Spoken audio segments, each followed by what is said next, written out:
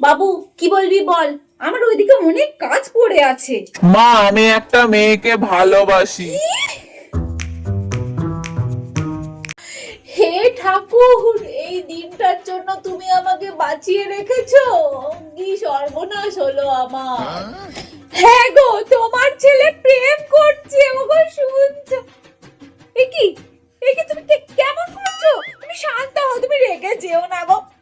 দেখেছিস তোর বাবা রেগে গেছে। তোর বাবা কেমন করছে, নিঃশ্বাস নিতে পারছে না। ওই দেখ। আরে বাবা তো ইয়োগা করছে। না তুই দেখতে পাচ্ছিস না কালকে এরকম করছে? নিঃশ্বাস নিতে কষ্ট হচ্ছে বলেই তো করছে। তুই তো এখন কিছুই দেখতে পাবি না, নেবা হয়েছে তোর চোখে, তাই না? আচ্ছা বাবু, ফুটো জাঙ্গিয়া কেনারও তো টাকা তোর কাছে নেই, আর তুই কি না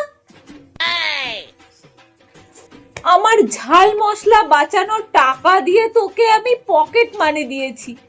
তুই ওই টাকাতে স্পাইসি হয়ে ওই কাল নাগিনীর কাছে গিয়ে প্রেম করছিস। ছি, তোর লজ্জা করলো না? হ্যাঁ রে বাবু, মাংসটা কেমন হয়েছে আজকে খেতে? অতটাও খাস হয়নি আজকে। হ্যাঁ, মায়ের হাতের রান্না এখন কেন ভালো লাগবে? সব তো ওই ডাকিনীর জাদু। মা এখন পর, মায়ের হাতের রান্না বাজে। ছেলেটা আমার পর হয়ে গেল ঠাকুর। হ্যাঁ রে, আমাদের জাতের তো। তুই শেষমেশ জাত খোয়ালি।